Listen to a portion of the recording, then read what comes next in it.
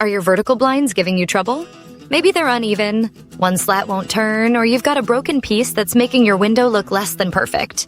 The good news is, most common vertical blind problems have simple solutions you can tackle yourself.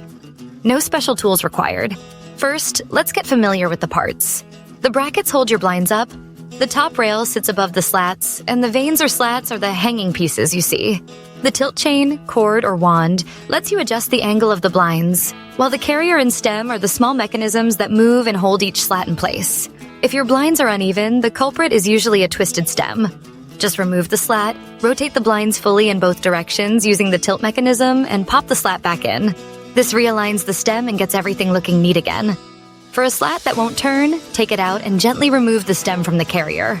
Align it with the others, replace it, and twist the blinds open and closed until you hear a click. This should restore smooth movement. Sometimes a slat is too damaged to fix. In that case, check with your original retailer for a replacement that matches your set.